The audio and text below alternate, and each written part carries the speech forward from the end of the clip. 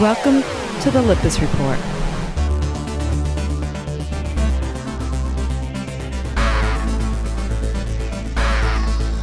Hi, I'm Nick Lippis from the Lippis Report, and I'm here at Ixia's iSum City to test Cisco's flagship Catalyst 6500 Enterprise Ethernet switch to stress all the new features and performance improvements of its latest massive upgrade with the Supervisor Engine 2T.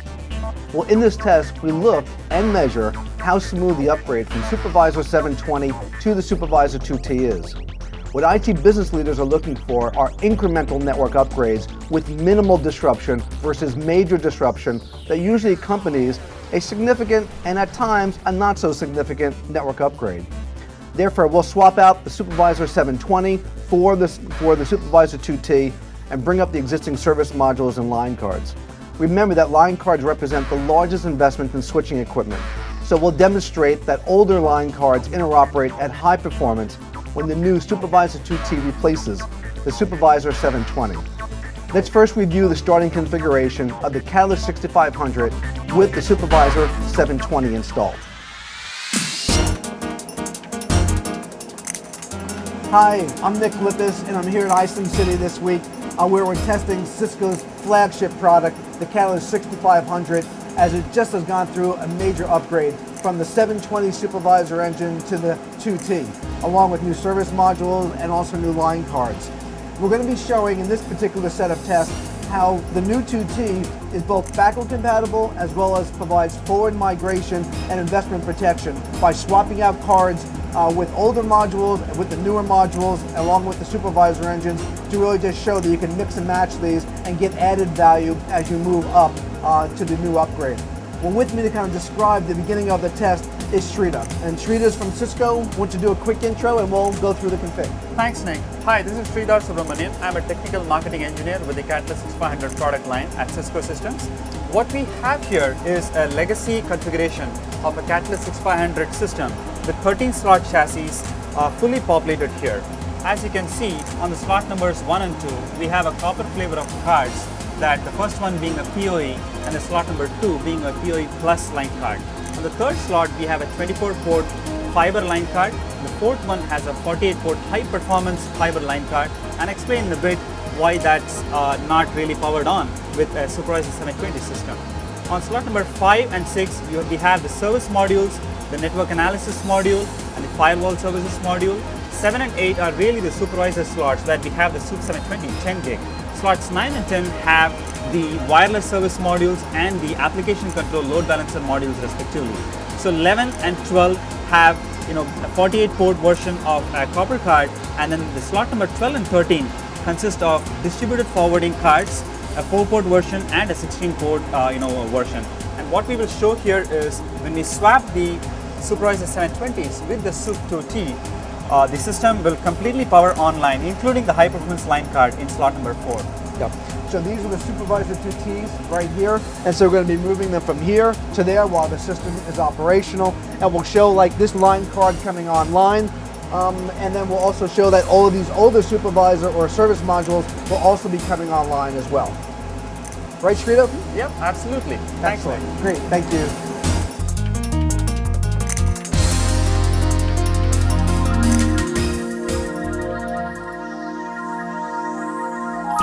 So we're about to start doing the test of the Catalyst 6500 platform. It's forward and backward migration of the Supervisor 720 and also the 2T. So right here is the Supervisor 2T, which is that massive major upgrade to the Catalyst 6500. This is the older 720 Supervisor engine. So we're going to be replacing these two.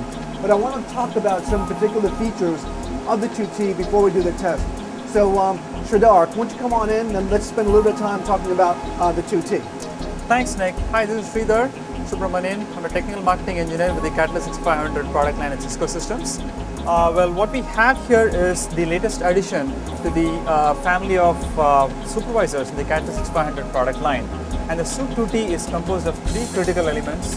The first one being the switch fabric, which delivers the 80 gig per slot capability. To put things in perspective, this is an improvement over the 40 gig per slot capability that the previous generation supervisor provided.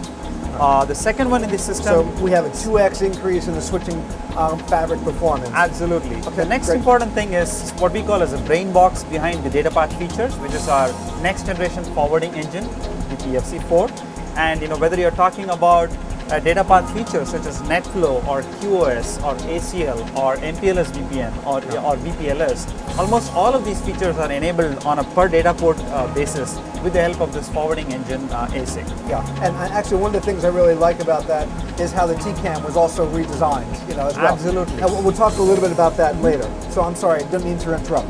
Absolutely, yeah. And the third important element is basically our CPU of the system itself. We are moving from a dual processor based supervisor system to a single processor based system where switching and routing functionalities are integrated in a dual core single CPU. That's right. What this really means for the end user is reduced image sizes, a faster boot up time, and also easier manageability. Yeah. And talking about manageability, we really have an out of the band management processor coming with the Sup2T system. And what you see here is basically a management port that allows you to gain access into the management processor, through a physical console. Yeah, and the key thing about this, I'm sorry, Sridhar, I want to add a couple of things, is that this management port one has its own CPU. It's basically for all out-of-band communication. So even if this, for some odd reason, was to go down, you can still gain access to all the log files and all the statistics associated with the 2T through this one port. Now also look over here too, is that this is the Sup720. This is so in order to get management access, you had to use one of these ports here. You don't have to do that anymore now with the Supervisor 2T. So let's take this out. So this would basically now go right there, and that provides your management. Great. Sridhar, I want to go over one last point about the 2T, and that's the transceiver backward and forward migration, which is really cool. So let's show them what we can do with both the X2s and also the SPS. Absolutely. So basically what you see here is X2 transceivers and SFP transceivers here. So in terms of the X2s, right, as you can see, it's a seamless operational continuity for the 10 gig ports. And the same is true for the other two transceivers that you can find here, where it just goes straight into the slots of the Sup2T 1 gig ports.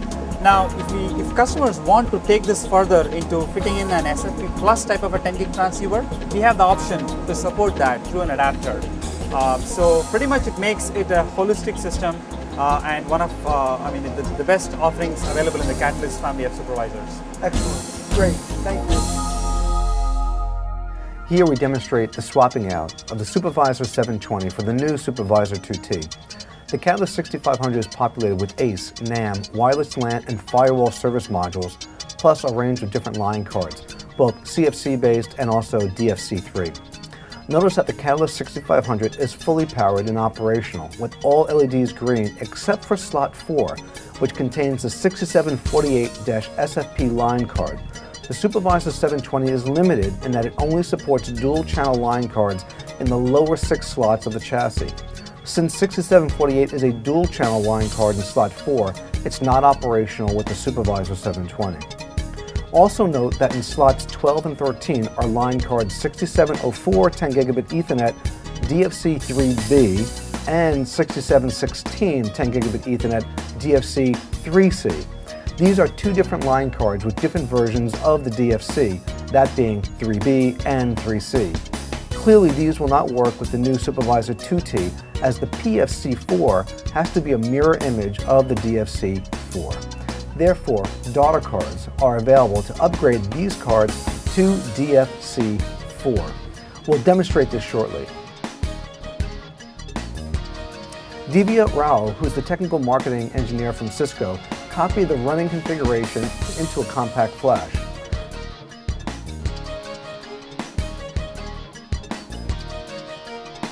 She powers down the system.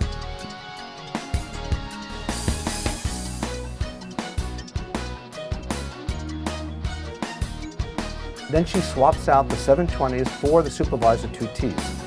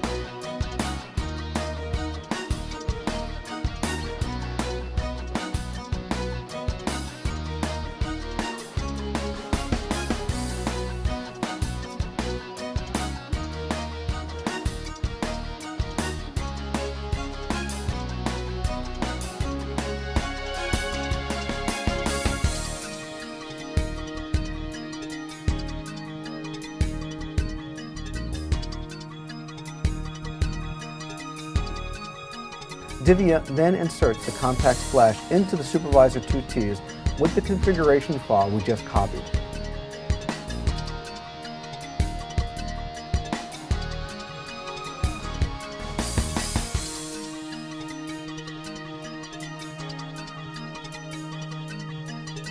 And powers up the Catalyst 6500.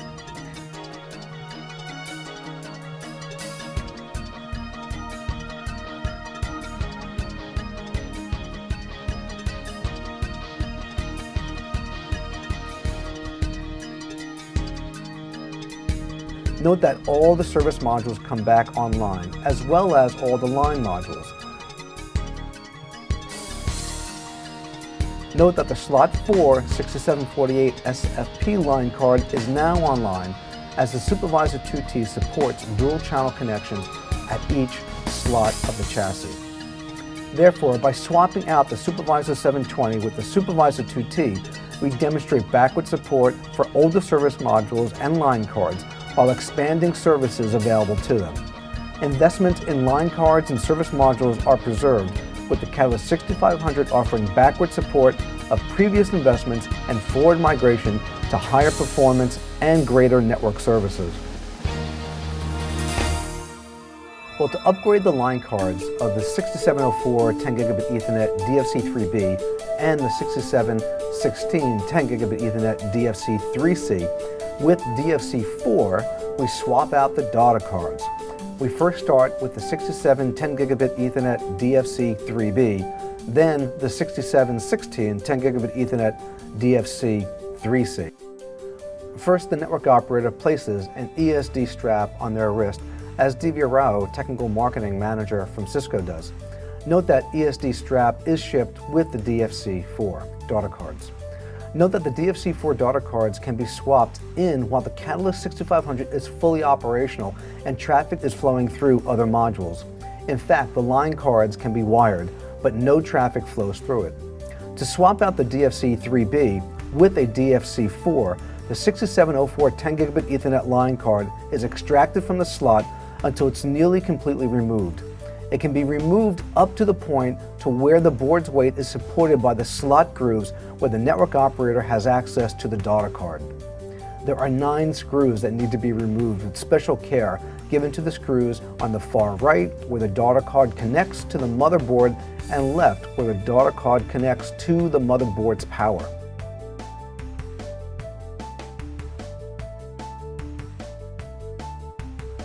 These 9 screws are removed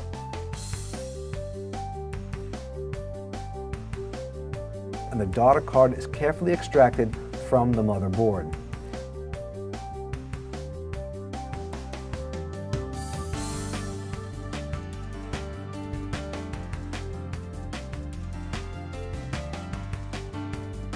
The new DFC4 data card is placed onto the standoff guides to assist in alignment of the data card to the motherboard. Pressure is placed on the left of the data card to connect it to the motherboard's power and to the right of the data card where their connect into the motherboards reside.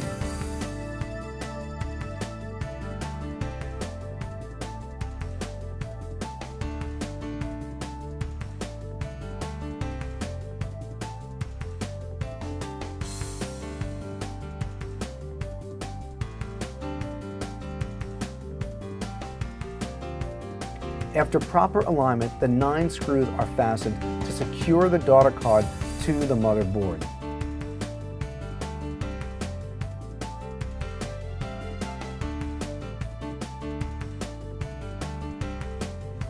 The 6704 10 gigabit Ethernet DFC4 is slid back into the Catalyst 6500, where it receives power and starts the booting and diagnostic process. When the red LED turns green, the boot process and diagnostics are complete and the board is operational. We now demonstrate the same process for the 6716 10 gigabit Ethernet DFC3C. First, Divya Rao, Technical Marketing Engineer from Cisco, places an ESD strap on her wrist, which is shipped with the DFC4 data cards. Note that the DFC4 data cards can be swapped in while the Catalyst 6500 is fully operational and traffic is flowing through other modules. In fact, the line cards can be wired and no traffic flows through it. To swap out the DFC 3C with the DFC 4, the 6716 10 gigabit Ethernet line card is extracted from the slot until it's nearly completely removed. It can be removed up to the point to where the board's weight is supported by the slot grooves, where the network operator has access to the daughter card. There are 9 screws that need to be removed with special care given to the screws on the far right, where the daughter card connects to the motherboard, and left where the daughter card connects to the motherboard's power. These 9 screws are removed, and the daughter card is carefully extracted from the motherboard.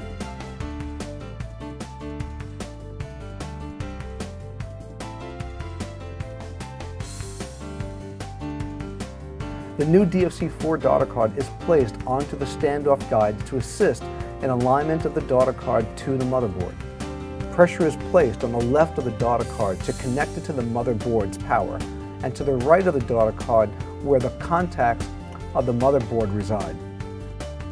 After proper alignment, the 9 screws are fastened to secure the daughter card to the motherboard. The 6716 10 gigabit Ethernet DFC4 is slid back into the Catalyst 6500 where it receives power and starts the booting and diagnostic process.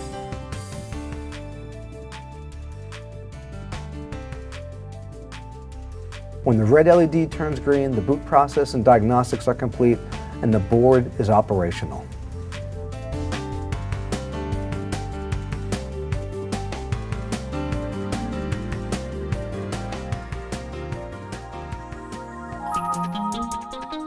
Lastly, I upgraded the Catalyst 6500 with the latest 10 gigabit Ethernet line cards. Devia replaces the 6148A-GA 10 gigabit Ethernet line cards in slots 1 and 2 with the new 6908 line cards. The 6908 is supported on the Sup2T, being a non-blocking 10 gigabit Ethernet module with dual channel support and DFC4 pre-installed. Remember that the Sup720 did not support dual channel modules in the upper slots of the chassis. So as we install the 6908s in slots 1 and 2, the Sup2T will recognize them and bring them online.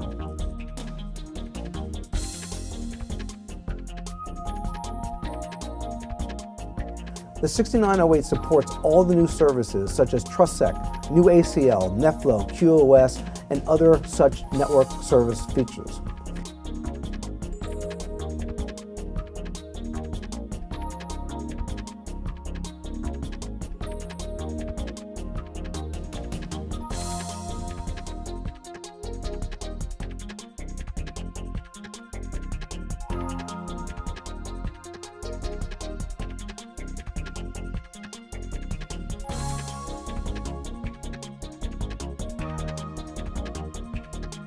We swap out the line cards while the 6500 is powered and operational.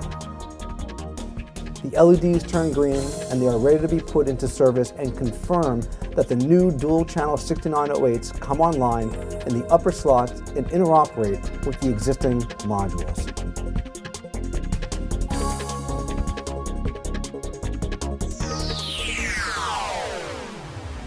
Well, in the same 6513E chassis, we replaced the Sup720 for Sup2T, upgraded the line cards in slots 1 and 2 for the new 6908s, upgraded the DFC4 daughter cards in slots 11 and 12, and kept the same service modules. All of this was done while the Catalyst 6500 was operational.